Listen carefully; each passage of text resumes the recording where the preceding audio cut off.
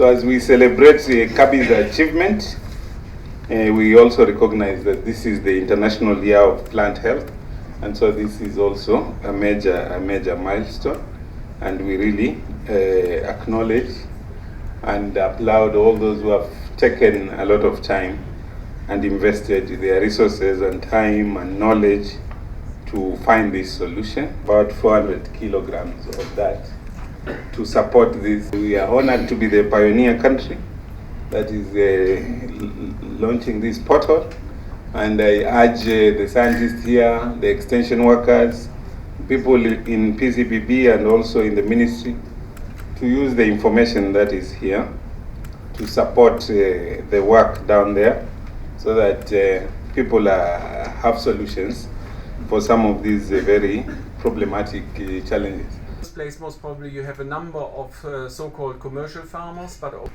in the ministry we also have a digital strategy, and part of the digital strategy is to bring what is known as e-extension. We already have an e-extension SMS service that is running, and it's just adding to this, because when you see the way that e-extension service was developed, it was in response to fall armyworm and targeting maize farmer and bean farmers, and the solutions that were available for fall armyworm. So some of the information that is in this portal can easily be included there, and because it's a USSD, it can even go to my grandfather and they will be able to read the SMS. They don't have to go to the internet.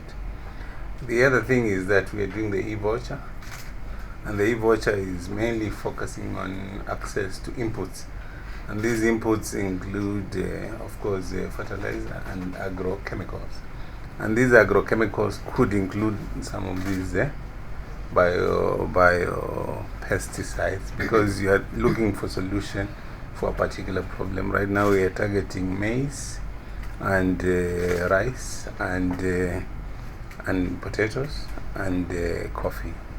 So if there are biological solutions in these crops, we'll certainly include them in the product, and we'll be able to bring it. This year we are targeting 239,000 farmers with the e-voucher system. So even through the same, because once you are in the e-space, you can harvest information from everywhere and just package it and make it available. And part of the digital strategy in the ministry is to try and see that whoever has information around agriculture, we have a common space. We are working with the FAO to set up what is known as the Kenya Agricultural Information Service.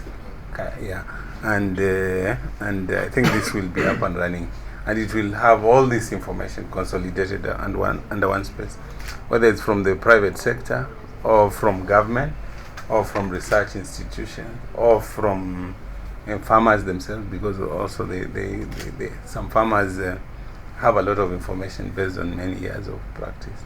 So I think the convergence of knowledge and digital capabilities is creating a very exciting time for the agriculture space, and that's why I think young people need to look at this space again and overcome the attitude that is keeping them away from agriculture. A little bit of information. Are you a researcher, advisor, regulator? I think we are not necessarily really dependent only on a plant doctor network. But I was hoping also that when we are able to reach out and people are actually start talking about this product, that you also have the opportunity that actually the farmers themselves, which hopefully have access to internet, this is of course a big thing, they must have access to internet, then they could also obtain this information themselves. They do not need anymore an advisory service. However, at this point in time, of course, the portal is not at the level where you maybe can also start diagnose maybe a pest and maybe have a little bit support. We are working already on this next step, that what we have achieved with PlantWise, that we would like also maybe to come up with supporting tools, how to recognize a particular pest are being built in this portal. And then we getting independent from the advisory service. But maybe Also right now you have 95 products being registered officially here in Kenya.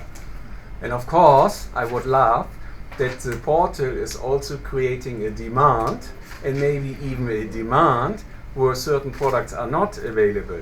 And what I foresee also is when we have now the portal maybe in 20 countries, then suddenly people are learning, oh, there's something in the neighboring country over here. So why we don't have that? They have a solution. So that they're then maybe writing even to the ministry and saying why they have it there, why we don't have it here. And I think all this will help, this information and knowledge, to create a momentum. The product fact sheet from